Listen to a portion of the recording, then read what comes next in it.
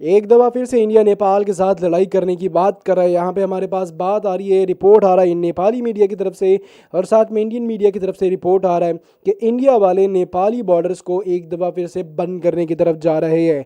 जैसे आप सबको पता है कि 2017, 18 और 19 में दशहरे के मौके पर इंडिया ने नेपाली बॉर्डर को ब्लॉक कर दिया था। तो ना तो नेपाल से कोई इंडिया जा सकता था और ना नेपाल से कोई निकल सकता था। एक दफ़ा फिर से इंडिया इस तरीके से करने वाला है, क्यों करने वाला है, तो आज की वीडियो को देखने के बाद बात करेंगे। चलिए आइए आज की वीडियो को करते हैं शुरू।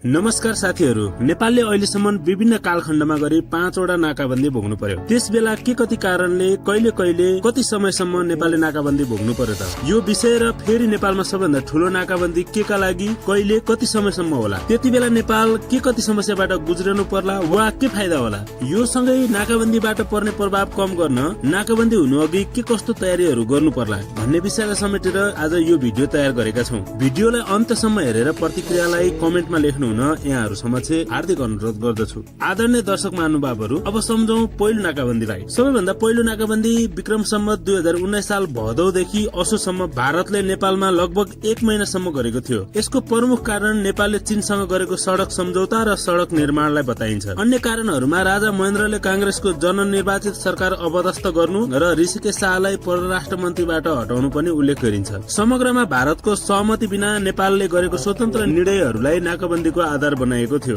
विक्रम सम्वत 2026 सालमा भारतले दोस्रो नाकाबन्दी गर्यो। यसको पनि मुख्य कारण चीनसँगको सम्बन्ध र राजा महेन्द्रद्वारा नेपालको उत्तरी सीमामा राखिएका 18 वटा भारतीय सैनिक चेक पोस्टलाई हटाएकोले थियो। त्यतिबेला भारतले व्यापार तथा पारवाहन सन्धि नवीकरण ढिला भएको बहाना बनाएको थियो। महेन्द्र र इन्दिरा गान्धीको टकराव पनि एक मुख्य कारण थियो भन्ने गरिन्छ। यो नाकाबन्दीपछि महेन्द्रले नेपालमा स्वदेशी उद्योगहरू धमाधम खोलेका थिए। साइकलको प्रयोगको प्रोत्साहन, विदेशी वस्तुको आयात घटाई स्वदेशी वस्तु बढाउने प्रयासहरू त्यसै बेलादेखि थालिएको थियो। तेस्रो नाकाबन्दी विक्रम सम्वत 2045 साल चैतदेखि 2047 साल असार 17 सम्म 15 महिनासम्म चलेको देखिन्छ। नेपालमाथिको सबैभन्दा कठोर र चर्चित सो नाकाबन्दी तत्कालीन राजा वीरेन्द्रले चीनबाट एन्टी एयरक्राफ्ट गन खरिद गरेपछि भारतले लगाएको थियो। नेपालले भारतसँग हतियार खरिद गर्न प्रस्ताव गरे पनि 3 गुणा महँगो मूल्यका कारण चीनबाट खरिद गरिएको थियो। सो नाकाबन्दी 2045 सालको भूकम्पपछि लागू भएकोले नेपालको व्यापारिक स्थिति झनै कमजोर बनेको थियो। विदेशी मिडियामा भारतको दबाव विरुद्ध नेपालले चुकाएको मूल्यबारे व्यापक चर्चा भइरहेको थियो।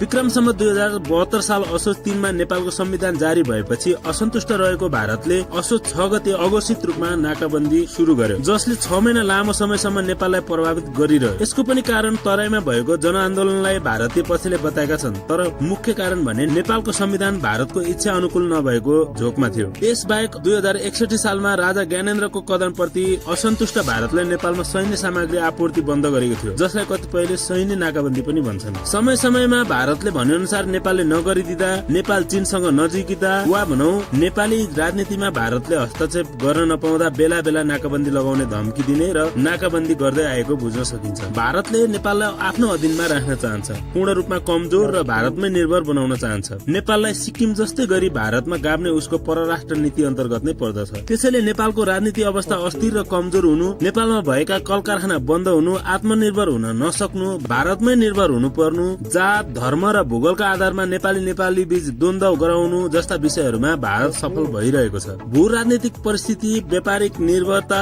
कूटनीतिक असमझदारीका कारण र भारतले नेपालमाथि हालिमुहाली गर्न नपाउने भएमा नेपालीले फेरि पनि जुनसुकै समयमा वर्षौं वर्ष नाकाबन्दीको सामना गर्नुपर्ने हुन सक्छ। के हामी यस परिस्थितिका लागि तयार छौं? नाकाबन्दीका कारण फेरि पनि अर्थ र स्वाभिमानलाई खस्किन नदिन हामीले के गर्नु पर्ला? हाम्रा के कस्ता कदम र तयारीले नाकाबन्दीको प्रभावलाई कम गर्न सकिन्छ? नाकाबन्दीबाट हामीले के पाठ सिक्ने? अबको क्रममा यस विषयमा चर्चा गरौं। एकपटक कल्पना गरौं त, नेपाल हत्याउन भारतले लगातार नाकाबन्दी गरेमा नेपालमा कस्तो प्रभाव पर्ला? अत्यावश्यक वस्तुहरू जस्तै इन्धन, औषधि, खाद्यान्नको अभाव हुने, व्यापार घाटा बढ्ने, उद्योगहरू बन्द हुने, बेरोजगार बढ्ने, दैनिक जीवन कठिन हुने र सामाजिक तनाव बढ्ने हुनाले हामी छटपटिने छौं। यी र यस्ता समस्याबाट बाँच्न हामीले अहिलेदेखि नै व्यक्तिगत तहमा स्वदेशी उत्पादनको प्रयोग गर्दै नेपाली वस्तुहरूलाई प्रोत्साहन गर्नुपर्दछ। विदेशी उत्पादनको परित्याग र अनावश्यक आयातित वस्तुहरूको प्रयोग नगर्ने बानी बसाल्नु पर्दछ। राष्ट्रिय तहमा स्वदेशी उद्योग प्रवर्धन गर्दै सरकारले कृषि, पर्यटन र उत्पादन क्षेत्रमा लगानी बढाउनु पर्छ। त्यसैगरी वैकल्पिक व्यापार मार्गहरू बनाउन भारत बाहेक चीन र अन्य देशहरूसँग व्यापारिक सम्बन्ध विस्तार गर्नुपर्छ। चीनसँग जोड्ने विभिन्न ठाउँमा सीधा नाकाहरू निर्माण गर्नुपर्छ। ऊर्जा र प्रविधिमा आत्मनिर्भरता बढाउन नेपालले जलविद्युत, सौर्य ऊर्जा र डिजिटल प्रविधिमा लगानी गर्नुपर्ने आजको आवश्यकता हो। स्वदेशी अपनाऊ, आत्मनिर्भर बनौं, विदेशी आयातित वस्तुको मोह त्यागौं, नेपाली उत्पादनको माया गरौं भन्दै आजको यस भिडियोबाट म बालकृष्ण सापकोटा बिदा हुन चाहन्छु।